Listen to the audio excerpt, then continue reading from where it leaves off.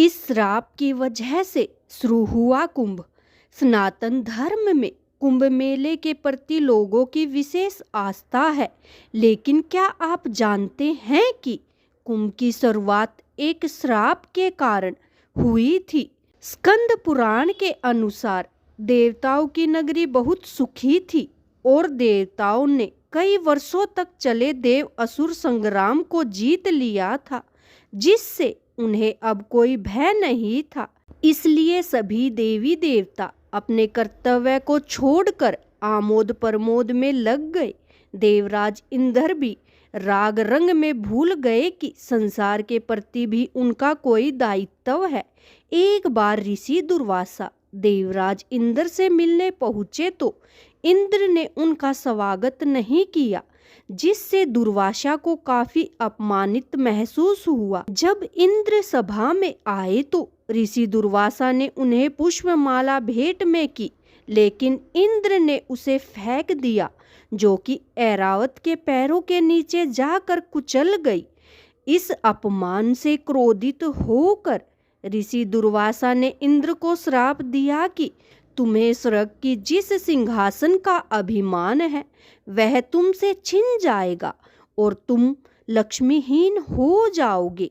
ऋषि दुर्वासा के इस श्राप की वजह से इंद्र का ऐश्वर्य लुप्त हो गया और संसार से लक्ष्मी लोप होकर समुद्र में समा गई, जिसके बाद तीनों लोकों में गरीबी और अंधकार छा गया। इसके बाद असुरों के राजा बलि ने देवताओं पर आक्रमण कर तीनों लोकों पर अधिकार जमा लिया। इंद्र को अपनी भूल का एहसास हुआ। इंद्र भगवान विष्णु के पास इस समस्या का निवारण लेने गए। तब विष्णु जी ने समुद्र मंथन का रास्ता दिखाया। समुद्र मंथन के दौरान निकले अमृत कलश की बूंदें जहाँ गिरी वहाँ कुंभ का आयोजन हुआ। इसी कारण से जहाँ जहाँ अमृत की कुछ बूंदें पड़ी वहीं पर कुंभ मेले का आयोजन हुआ। उस अमृत की कुछ बूंदें 4 स्थानों पर पड़ी जहाँ कुंभ मेला आयोजित किया जाता है। कुंभ मेला हरिद्वार, प्रयागराज, उज्जैन और नासिक में लगता है। यह हिंदू धर्म का सबसे बड़ा और पवित्र मेला है। कुंभ मेला हर 12 साल में एक बार लगता है।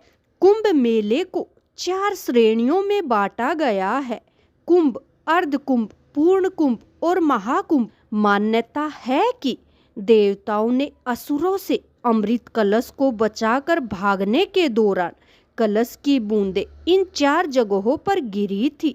कुंभ मेले में स्नान करने से मोक्ष की प्राप्ति होती है और पापों से मुक्ति मिलती है। कुंभ मेले में देश विदेश से श्रद्धालु आते हैं।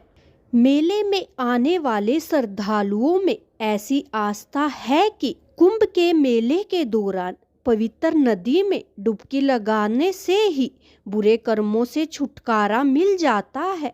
मान्यता तो यह भी है कि गंगा नदी में कुंभ के दौरान स्नान करने से जन्म और मृत्यु के चक्कर से मुक्ति मिल जाती है।